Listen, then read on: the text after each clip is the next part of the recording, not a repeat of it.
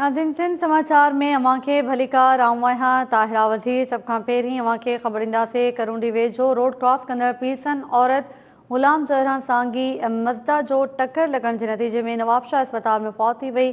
फौती औरत जो लाश घर पहुचण ते कोरहाम अची वियो। अवां खे करूंडी मां ॿुधायूं पिया जिते रोड हादसे जे नतीजे में रोड क्रॉस कंदड़ पीरसन औरत ग़ुलाम ज़हरा सांगी मज़दा जो टक्कर लॻण जे नतीजे में फौत थी वई। करूंडी मां रहमान चांग असां सां लाइन ते मौजूद है। जी रहमान चांग। जी बिल्कुल करूंडी भरसा मेरा नेशनल हाईवे ते तेज रफ्तार मज़दा पैदल रोड क्रॉस कंदड़ औरत खे टक्कर जे नतीजे में औरत गुलाम ज़हरा शदीद ज़ख़्मी थी गई, जंहिंखे करूंडी अस्पताल आंदो हुयो, जितां खे गंती जोगी हालत में नवाबशाह नियो वियो, जिते हू फौत थी वई। जॾहिं औरत जे वारसनि मज़दा के ड्राइवर के औरत जो खून माफ़ करे छॾियो। जी मेहरबानी अवां जी रहमान चांग तफ़सील ॾियण लाइ। नाज़रीन वगण मां अवां खे ख़बर ॾियूं जिते ॻोठ क़बूल तियणो में घर अंदर नींगर अब्दुल हफ़ीज़ सूमरो बिजली जो करंट लॻण जे नतीजे में बेहोश थी वियो, जंहिंखे मक़ामी ॻोठाणनि अस्पताल पहुचायो, जिते डॉक्टर्स संदसि फौत थियण जी तस्दीक कई। वगण मां अवां खे ॿुधायूं पिया वगण लॻ ॻोठ क़बूल तियणो में घर अंदर नींगर अब्दुल हफ़ीज़ सूमरो बिजली जो करंट लॻण जे नतीजे में बेहोश थियो, खेसि मक़ामी ॻोठाणनि अस्पताल पहुचायो, डॉक्टर्स संदसि फौत थियण जी तस्दीक करे छॾी। खे ॿुधायां पिया नाज़रीन ॻोठ क़बूल तियणो में घर अंदर नींगर अब्दुल हफ़ीज़ सूमरो बिजली जो करंट लॻण जे नतीजे में बेहोश थियो। इन जा वधीक तफ़सील मालूम कयूं था। मोहम्मद रफ़ीक असां सां लाइन ते मौजूद है। जी मोहम्मद रफ़ीक, कहिड़ा तफ़सील आहिनि? जी तारा बिल्कुल मां के अपडेट कंदो रहां त पखो वेझो ॻोठ क़बूल तीवणा में अंदर रांदि कंदे नींगर 8 साल नींगर अब्दुल हफ़ीज़ पुट नसीम सूमरे खे बिजली जो करंट लॻण जे नतीजे में बेहोश थी वियो, जंहिंखे ॻोठाणनि मुक़ामी अस्पताल पहुचायो, जिते मौसूम नींगरी बिजलीअ जे सट नसण ते फौत थी वियो। ज़रूरी कार्रवाई बाद लाश वारसनि हवाले कयो वियो। नींगरीअ जो लाश घर पहुचण ते कराम अची वियो, अमल खे बेहोशी जा दौरा पवण लॻा। जी तारा मेहरबानी अवां जी मोहम्मद रफ़ीक तफ़सील ॾियण लाइ।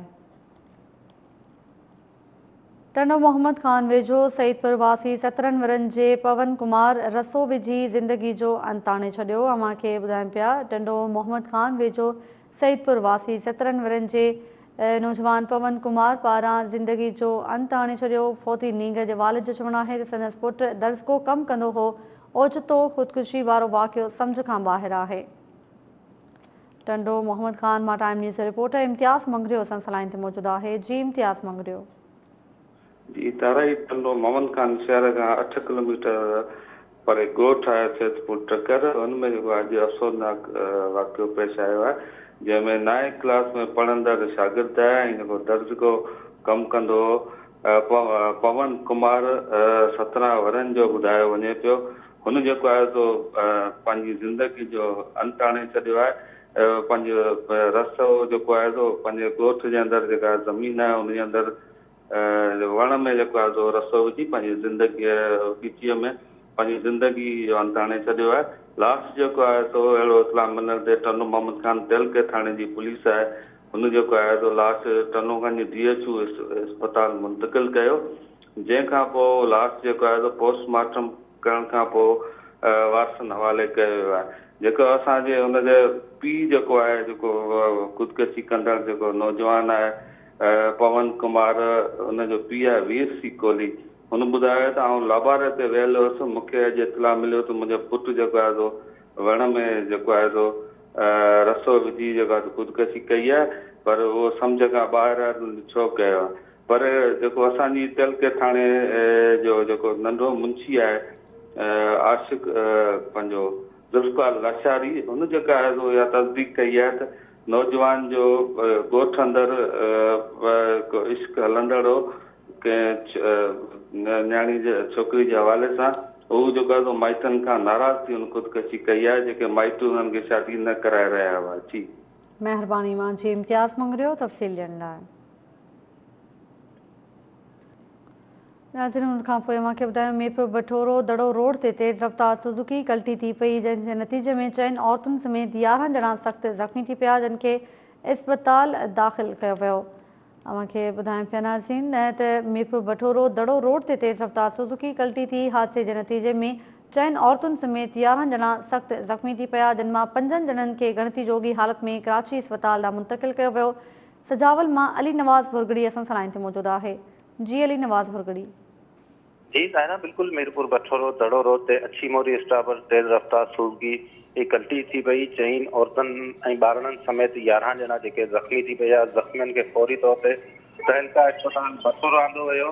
ज़ख़्मियुनि में शबीर सुमरो, बशीर, वहीद, शमशाद, अब्दुल खालिक सुमरो, ज़ुबैदा, मासूम ॿारनि में शहबाज, अब्दुल हकीम समेत 4 औरतूं ऐं 4 ॿार शामिल आहिनि। ज़ख़्मियुनि में 5 ॼणनि आमी ऐं हनीफ अब्दुल हकीम खे गणती जोगी हालत कराची में अची रवानो कयो वियो। ॿुधायो पियो वञे त ज़ख़्मी सुमरा ख़ानदान जा आहिनि, जेके आमड़ा स्टाफ जा रहवासी आहिनि। दड़ो लॻ दरगाह त हाज़िरी भरे वापसि पंहिंजे ॻोठ तरफ़ वञी रहिया हुआ त इहो ख़ौफ़नाक हादसो पेश आयो। जी दायरा, महिरबानी अवां जी अली नवाज़ भुरगड़ी तफ़सील ॾियण लाइ। नाज़रीन, भिटचा मां अवांखे ॿुधायूं जिते साहवाल बिरादरी जी ॿिनि में मामूली ॻाल्हि तां झेड़ो थियो। झेड़े दौरान लठियूं ऐं कुहाड़ियूं लॻण सबबि औरतुनि समेत 15 ॼणा ज़ख़्मी थी पिया, जिन खे अस्पताल दाख़िल करायो वियो। भिटचा मां टाइम न्यूज़ जो रिपोर्टर रजब बोज़दार असां सां लाइन ते मौजूदु आहे। जी रजब बोज़दार। जी साहिरा, अवांखे ॿुधाईंदो हलां त भिटचा भरिसां खंडू वेझो ॻोठ पुनू साहिवाल में साहवाल बिरादरी जे जतपाड़े में मामूली ॻाल्हि तां झेड़ो थी पियो, जंहिंमें लठियुनि कुहाड़ियुनि जो आज़ादाना इस्तेमालु कयो वियो। लठियूं ऐं कुहाड़ियूं लॻण करे औरतुनि समेत 15 खां वधीक जेके माण्हू आहिनि उहे ज़ख़्मी थी पिया आहिनि। ज़ख़्मियुनि में अब्दुल अज़ीज़, ताज मोहम्मद, वली मोहम्मद, मौला बख्श, नबी बख्श, मुराद अली, नूर मोहम्मद, चनेसर, राशिद, गुलाम मुस्तफा साहोल ऐं ॿिया शामिल हुया। इतला ते भिटचा पुलिस पहुची ज़ख़्मियुनि खे भिटचा जे सरकारी अस्पताल में पहुचायो आहे, जिते उन्हनि जो इलाज हलंदड़ आहे। जॾहिं त ज़ख़्मियुनि में अब्दुल अज़ीज़ खे तबियत जेका आहे सीरियस हुअण सबबि उनखे हैदराबाद रेफर कयो वियो आहे। अव्हांखे इहो ॿुधाईंदो हलां त साहवाल बिरादरी जे जतपाड़े में ॻोठ अंदरि नाली ऐं घिटी जे मामले ते मामूली जेको तकरार पैदा थियो, जंहिंमें उन्हनि में हिकु टेक्ट खे बि नुक़सान रसायो वियो आहे, जंहिंखे बाहि ॾेई साड़ियो वियो आहे। जॾहिं त हिन वक़्तु अव्हांखे ॿुधाईंदो हलां त आख़िरी इतलाउनि ताईं भिटचा थाणे ते उन हवाले सां केस दाख़िल थी न सघियो आहे। जॾहिं त साहवाल बिरादरी जे ॿिन्ही धुरनि में हिन वक़्तु बि तकरार जेका आहे उहा जारी आहे ऐं कंहिं बि वक़्तु वधीक को नुक़सान बि थी सघे थो। जी महिरबानी अवां जी रजब बोज़दार तफ़सील ॾियण लाइ। नाज़रीन, हैदराबाद में नामियारे कम्युनिस्ट अॻवान कामरेड ॼाम साकी जी 76वीं सालगिरह तक़रीब मुनक़िद कई वई, जंहिंमें सिविल सोसाइटी जे अॻवाननि समेत ॼाम साकी जे वारसनि शिरकत कई। इन जा तफ़सील ॾिसूं था इम्तियाज़ खोसो जी रिपोर्ट में। हैदराबाद में पोरियतनि जे हक़नि लाइ सॼी उमिरि जाकोड़ींदड़ खाॿे धुर जे जगाने इंसान कामरेड ॼाम साकी जी हैदराबाद प्रेस क्लब में तक़रीब मुनक़िद कई वई आहे। तक़रीब दौरान सूबाई सलाहकार आहिनि वीर जी कोहली, हुनजी जेका घरवारी आहे, हुनजी धीउ ॼाम बख़्तावर समेत ॿिया जेके कम्युनिस्ट पार्टी जा अॻवान आहिनि, उन्हनि गॾिजी सालगिरह जो केक काटियो आहे। ऐं केक कटण खां पोइ जेके अॻवान उते तक़रीब में शिरकत कई आहे, उन्हनि कामरेड जी सियासी जदोजहद वारी जेका ज़िंदगी हुई उन ते पूर्ण रोशनी विधी आहे।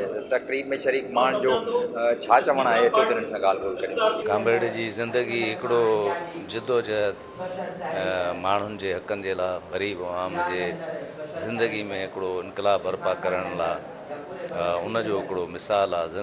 ऐं हुन सॼी उमिरि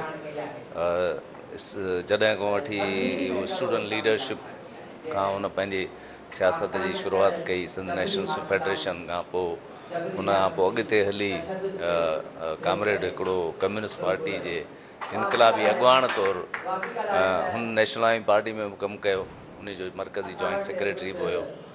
त हुन पंहिंजी 1 यूनिट जे ज़माने खां वठी करे मार्शल लॉ ताईं जेके हिकिड़ो आमरियतुनि जो ज़मानो हो, होसि ताईं हुन हिकिड़ी मुसलसिल अहिड़ी जदोजहद कई जेका हक़ीक़ी तौर ते हिकिड़े सचे माण्हुनि जे सचे आवाम जे ख़ादम हिकिड़े सियासतदान करणु खपे। जेका हिकिड़ी तमामु वॾी ख़ूबी हुई उहा त हू विकाणा कोन, पंहिंजी जेको आहे कमिटमेंट ते रहिया। ऐं उनखां पोइ जेको आहे उन्हनि में हिकिड़ी जेका सभिनी खां वॾी ॻाल्हि हुई सहप ऐं रवादारी जी, त हू हर कंहिं मकतबा फ़िक्र जे माण्हुनि सां जेको आहे उहो गॾियल मफ़ादनि ते गॾिजी रहंदा हुया। जीअं जेको आहे सो अगरि सिंध जे मसइला हुजनि या जेको आहे तबक़ाती जेके इशूज़ हुया, उन्हनि ते जॾहिं उहो को बि फोरम ठाहींदा हुआ, का बि जदोजहद कंदा हुआ त सभिनी खे गॾु खणी हलंदा हुआ। जीअं 1 यूनिट हुयो या जीअं उन्हनि अमुन मार्च कयो त उन में उन्हनि हर पार्टी GSN खां वठी पीपल्स पार्टी ताईं हर पार्टी उन्हनि सां गॾु शामिलु रही। असां सम्झूं था त जेको उन्हनि जो मिशन हुयो,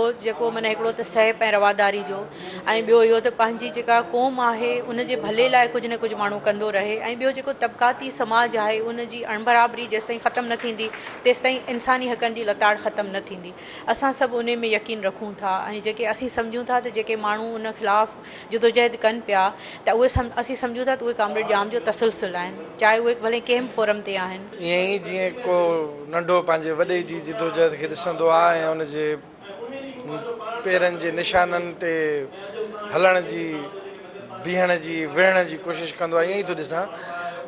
सिंध अमीर रही आहे मज़ाहिमती किरदारनि में, अवामी मज़ाहिमती किरदारनि में। क़ौम सियासत जे अंदरि जेकॾहिं असांखे GM सैयद रसूल बख्श पली जो जहिड़ा नाला वॾा मिलनि था त तबक़ाती सियासत जे अंदरि हैदर बख्श जतोई, इमाम अली नाज़िश ऐं जाम साकी तमामु वॾा माण्हू आहिनि। ऐं न सिर्फ़ु सिंध पर पाकिस्तान ऐं नंढे खंड जे अंदरि इन्हनि माण्हुनि जो तमामु हिकिड़ो वॾो हिकिड़ो असरु आहे। ऐं कामरेड जाम साकीअ जो ख़्वाब ऐं ख़्यालु इहो हो त हीउ जेको पोरियत आहे ज़मीन खेड़े थो, उनखे ग़ुलामी का वरसे में न मिली आहे, उनजो औलाद सदाईं बेरोज़गार हुजे ज़रूरी न आहे। कामरेड उन हारी जे मज़दूर खे ऐवाननि में ऐं इक़्तिदार में ॾिसणु पिए चाहियो। कामरेड पाकिस्तान जे अंदरि ज़रई सुधारा कराइण पिए चाहिया। कामरेड सोशलिस्ट इनकलाब जा ख्वाब ॾिठा हुआ ऐं सोशलिस्ट इनकलाब जो मक़सदु आहे हीणनि ऐं मिसकीननि जी हुकुमरानी, हक़ हुकुमरानी पे हुन चाहे। के माण्हू तारीख़ थींदा आहिनि जेके नज़रनि जा खे जी आबियारी कंदा आहिनि, जेकी फ़िक्री पोरियो कंदा आहिनि, उहे कॾहिं बि मरणा न आहिनि। कामरेड जाम साकीअ जी अॼु सालगिरह आहे। असीं उनजे फ़िक्री तौर ते कामरेड अॼु बि ऐं उनजा साथी फ़िक्री तौर ते अॼु बि पूरी ईमानदारीअ सां पंहिंजी पूरी इश्क ऐं सचाईअ सां सम्झनि था त जेसिताईं किरोड़े जी आबादीअ में माण्हू बुख मरनि था, जेसिताईं बेरोज़गार नौजवाननि खे रोज़गार नथो मिले ऐं जेसिताईं इंसाफ़ जी हुकुमरानी नथी अचे, तेसिताईं इहे जदोजहद जारी रहंदी। तक़रीब में शरीक अॻवाननि जूं ॻाल्हियूं ॿुधियूं। उन्हनि जो चवणु आहे त कामरेड जाम साकी सॼी उमिरि पोरियतनि जे हक़नि जी ॻाल्हि कई ऐं उन्हनि माण्हुनि खे उन अॻियां आंदो जिन्हनि माण्हुनि जो को वजूद न हो, जिन खे को इंसान न सम्झो वेंदो हो, उन तबिके लाइ उन सॼी उमिरि पंहिंजी जदोजहद जारी रखी। ऐं इन्हनि बि ॿीहर पंहिंजो वर्जायो आहे त जेसिताईं हुननि जी ज़िंदगी आहे तेसिताईं हू कामरेड जे मिशन खे अॻिते वधाईंदा रहंदा। कैमरामैन जमील पठान सां गॾु इम्तियाज़ कोसो, टाइम न्यूज़ हैदराबाद। इम्तियाज़ कोसो जी रिपोर्ट मां ॾिठी। घोटकी मां अव्हांखे ॿुधायूं जिते घर अंदरि ज़मीन में पुरियल अख़्तर मंगणहार वारे लाश हथ अचण वारे मामले जो 48 कलाक गुज़रण बावजूद केस दाख़िल नाहे थी सघियो। पुलिस जो चवणु आहे त मक़तूल जा वारिस केस दाख़िल कराइण लाइ नाहिनि आया। जॾहिं उहे ईंदा त केस दाख़िल करे जांच शुरू कई वेंदी। घोटकी मां माजिद संघड़ असां सां लाइन ते मौजूदु आहे। जी माजिद संघड़, कहिड़ा तफ़सील आहिनि? जी तारा, ही मेरापुर जे बिलाल कॉलोनी जो रहवासी आहे इरिगेशन मुलाज़िम अख्तर अली मंगणहार, जंहिंजो घोटकी में पंहिंजे वेझे अज़ीज़ इफ्तिखार मंगणहार जे घर मां पूरे लाश मिलियो हो, जंहिंखां पोइ उन वाक़े खे 48 कलाक गुज़री विया आहिनि। हिन वक़्त ताईं वाक़े जो केस दाख़िल न थी सघियो आहे। इन हवाले सां B सेक्शन घोटकी थाणे जे SHO राब्तो करण ते ॿुधायो आहे त मक़तूल अख्तर अली मंगणहार जा वारिस केस दाख़िल करण लाइ न आहिनि आया। उहे केस दाख़िल करण लाइ ईंदा त मामले जी वधीक जांच कई वेंदी। अव्हांखे ॿुधाईंदा हलूं त ही मक़तूल अख्तर अली मंगणहार घोटकी में इरिगेशन खाते में डायरेक्टर सीडा घोटकी वटि ड्राइवर तौरु मुलाज़मत कंदड़ हो, जेको 3 हफ़्ता अॻु में पंहिंजे घरां निकिरी ड्यूटी ते पहुतो ऐं उन खां पोइ उनजो घर वातनि सां राब्तो ख़तमु न थी सघियो, जंहिंखां पोइ उनजा वारिस भाउ आहे बरकत अली मंगणहार ऐं ॿियनि घोटकी में पहुची करे भाउ जी ॻोल्हा कई ऐं जंहिंखां पोइ हुन जॾहिं पंहिंजे वेझे अज़ीज़ इफ्तिखार मंगणहार वटि पहुता ऐं उन खां भाउ बाबति मालूमात वरिती हुई त उन ॿुधायो त हू हुनजो भाउ दोस्तनि सां गॾु ॿाहिरि करे हली वियो आहे। पर उन खां पोइ हू जेको इफ्तिखार हुयो उहो पंहिंजो घर ख़ाली करे फ़रार थी वियो, जंहिंखां पोइ अख्तर अली मंगणहार जे वारसनि खे शक पियो। घर में दाख़िल थी करे ॻोल्हा कई त उन दौरान कमरे में खॾे जे अंदरि जेको आहे हुनजो भाउ जो लाश पूरियल हो, ऐं उहो लाश ॾिसी करे पुलिस खे इतलाह ॾिनो, पुलिस पहुची करे लाश कढाए सिविल अस्पताल घोटकी पहुचायो, जंहिंखां पोइ पोस्टमार्टम बाद लाश वात न वारे कयो। पर हिन वक़्तु 48 कलाक गुज़री चुका आहिनि, अञा ताईं वाक़े जो केस दाख़िल न थी सघियो आहे। जी महिरबानी अवां जी माजिद संघर तफ़सील ॾियण लाइ। काज़ी अहमद में 6 ॾींहं अॻु शादी जे हलंदड़ तक़रीब दौरान राग जी महफ़िल दौरान क़त्ल थी वियल नौजवान अब्दुल हमीद विघियो वारे वाक़े जो केस दाख़िल हुजण बावजूद पुलिस अञा ताईं मुख्य जवाबदारनि खे गिरफ़्तार न करे सघी आहे। अल रखियो सियाल असां सां लाइन ते मौजूदु आहे। जी अल रखियो सियाल, कहिड़ा तफ़सील आहिनि, छा चवणु आहे पुलिस जो?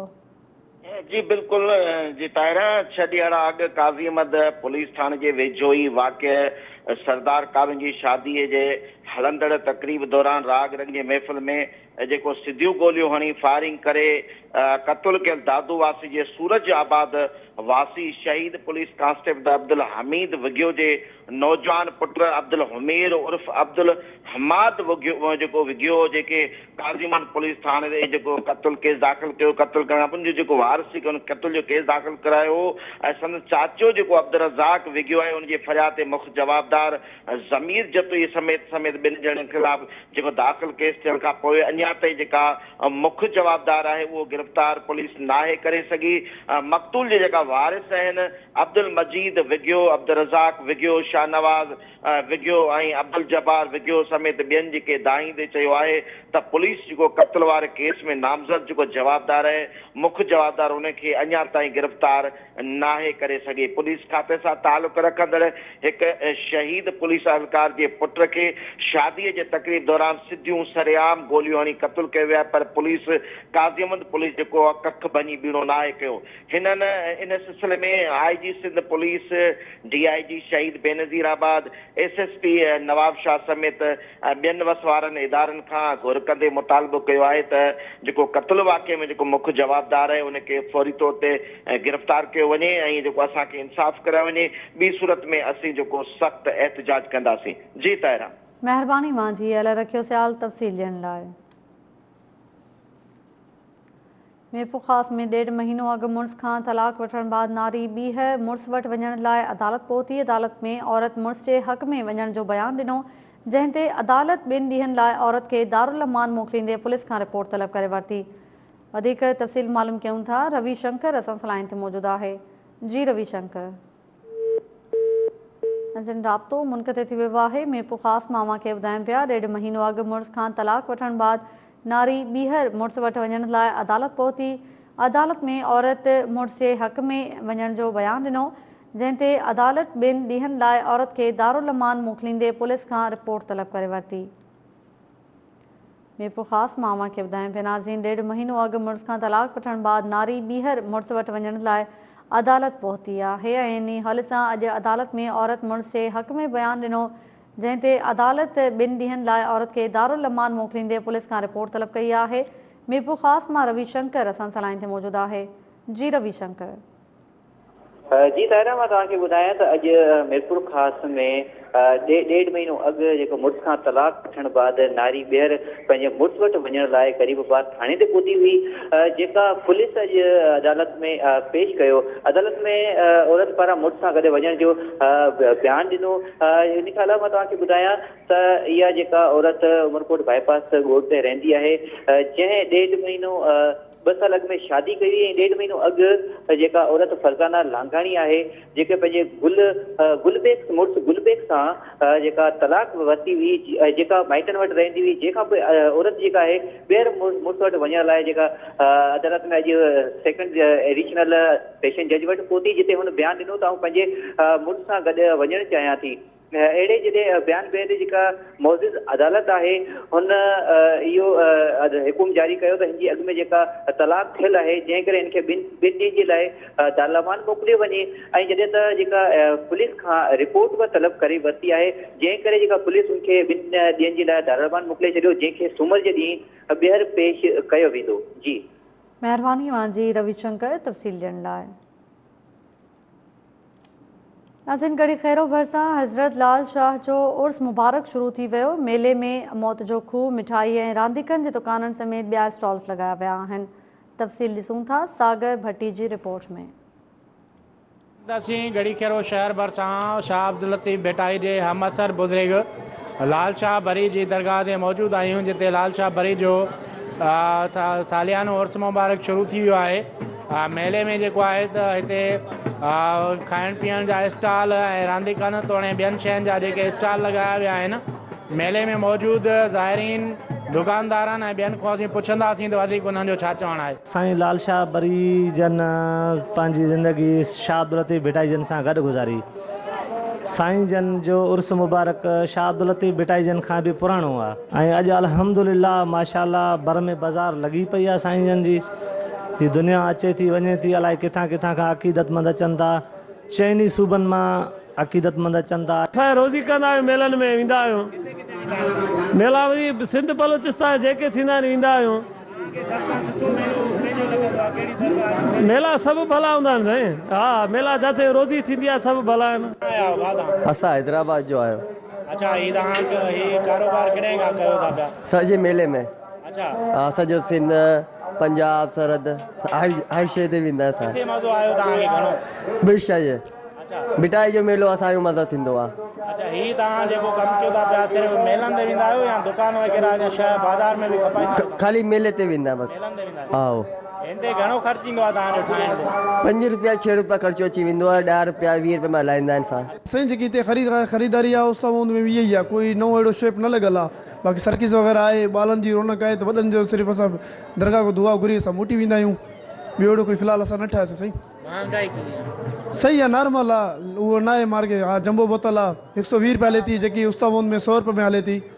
मसलो इहो ई फ़र्क़ु आहे, ॿियो 20 रुपये जो फ़र्क़ु आहे। एतिरी कोई ज़्यादा महांगाई न आहे, बसि उन्हनि जो बि हक़ आहे। हे 3 ॾींहं उन्हनि जो मेले जी रोज़ी वग़ैरह थींदी आहे। इमरान खान एतिरो महांगाई कयो आहे, नंढड़े ॿारनि जो खिलौनो जेको 150 रुपये वठंदासीं हाणे पहिरां पई 350 में वरितो आहे लाल शाह बरी जे मेले में दरबार में अची करे। हेतिरी महांगाई आहे। बराए महिरबानी इमरान खान खे कोई लाहे सघे थो त लाहे, असां आवाम खे कोई तरक़ी अचे। बाक़ी सॼी दुनिया खे तबाह कंदो, कोई फ़ाइदो न मिलंदो। जॾहिं 3 साल इन हुकूमत कई आहे, कोई बि फ़ाइदो न मिलियो आहे। जी नाज़रीन, तव्हां मेले में आयल ज़ाइरीन ऐं हिते स्टॉल लॻाईंदड़ दुकानदारनि जूं ॻाल्हियूं ॿुधियूं। ज़ाइरीन जो चवणु आहे त महांगाई तमामु घणी आहे, जंहिं सबबु उहे जेके ख़रीदारी तमामु घटि करे सघिया आहिनि। महांगाई जेका आहे उहा घटि कई वञे, उन्हनि महांगाई जूं ॾाढियूं दाऊं कयूं आहिनि। ऐं जेको आहे त हिते सिक्योरिटी जा जेके इंतज़ामात आहिनि उहे बि इंतिहाई सख़्तु कया विया आहिनि। कंहिं बि अणवणंदड़ वाक़े खे मुंहुं ॾियण जे लाइ जेका हद जी पुलिस आहे उहे चौकियूं ऐं जेको गश्त जेको आहे वधायो वियो आहे। ऐं जॾहिं त जेको आहे त हीउ मेलो 3 ॾींहं जारी रहंदो ऐं मेले में जेको आहे त माण्हुनि जेका इंतिहाई जेको ख़ुशी जो इज़हार कयो आहे। कैमरामैन बशीर अहमद सां गॾु सागर भट्टी, टाइम न्यूज़, गढ़ी खैरो। गढ़ी खैरो मां सागर भट्टी जी रिपोर्ट मां ॾिठी। उनखां पोइ अव्हांखे ॿुधाईंदासीं दड़ो वेझो मोरी स्टॉप ते CIA पुलिस सजावल पारां रेस की दुकान ते चढ़ाई कई वई, जंहिं ते ॻोठाणनि पुलिस मोबाइल जो घेराव करे सख़्त नारेबाज़ी कई। दड़ो मां अव्हांखे ॿुधायूं पिया नाज़रीन। ऐं दड़ो मां टाइम न्यूज़ जे रिपोर्टर हबीबुल्ला मेमण असां लाइन ते मौजूदु आहे। जी हबीबुल्ला मेमण, कहिड़ा तफ़सील आहिनि?